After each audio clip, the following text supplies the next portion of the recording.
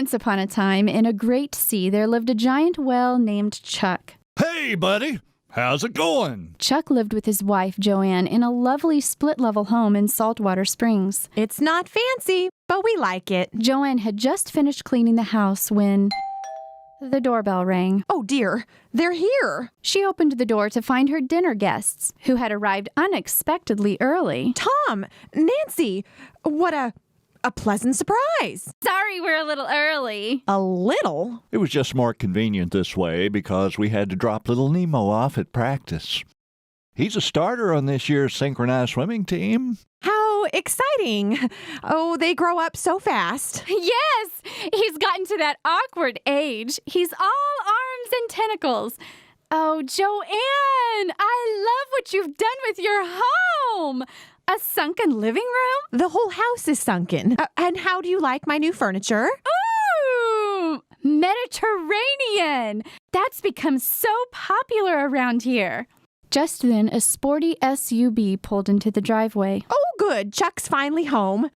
Hi, honey. How was your day? Don't ask. First, Ernie in accounting wanted my budget on the Flounders account 3 days early. Then, on the way home, I get stuck forever behind this school of guppies. I came this close to making them gulpies, if you know what I mean.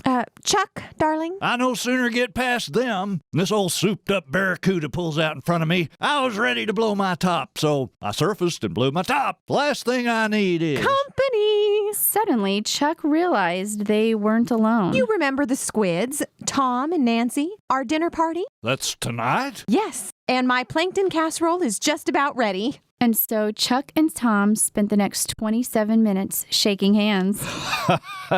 Chuck, you old bottom feeder. Tom, good to see you. Say, is that your Stingray out in the drive? Oh, yes! Tom's practice has been doing well. He's a chiropractor, you know. Boy, today was a killer. I was adjusting a starfish and accidentally broke off a couple of his legs. So I ate him. Well, I hope you didn't spoil your appetite. Here, have some hors d'oeuvres. Peanut butter and jellyfish, my favorite. Suddenly, Chuck realized something was very wrong. Oh, something is very wrong. What's the matter, darling? I don't feel so good. It's my stomach. Do you need some whale locks? Why not let my Tom take a look? He's a doctor. What's he gonna do, pop my neck? I don't even have a neck. Say, Chuck, you are looking a little green around the gills. I don't have gills either. I'm a whale, for Pete's sake. You sure you're a doctor? Well, hun, maybe it was something you ate. Nah, I was, wait a minute. Chuck suddenly remembered that little out-of-the-way deli near the surface. I did have a sub for lunch the other day. Came with a little kosher pickle. Oh, did you have the Reuben? No, I think they called it the Jonah.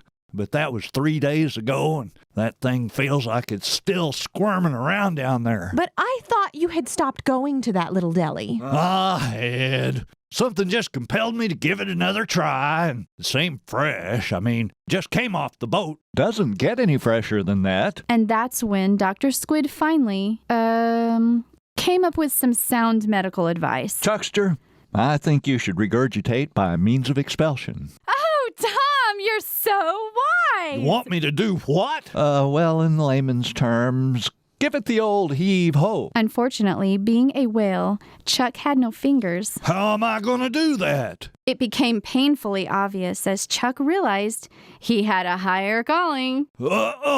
I can't hold her. I think I'm about to blow. Not on my new furniture, mister. Now you better go up to the surface right now. Huh? Up, Chuck, up! Up, Chuck, up! And up Chuck did. And so, except for one little mishap, Joanne's dinner party was a whale of a success. Dr. Squid sent them a bill for a house call. He's a doctor, you know. Chuck vowed to never again eat kosher. And Jonah, in dire need of a 3-day bath, eventually washed up on shore. The end.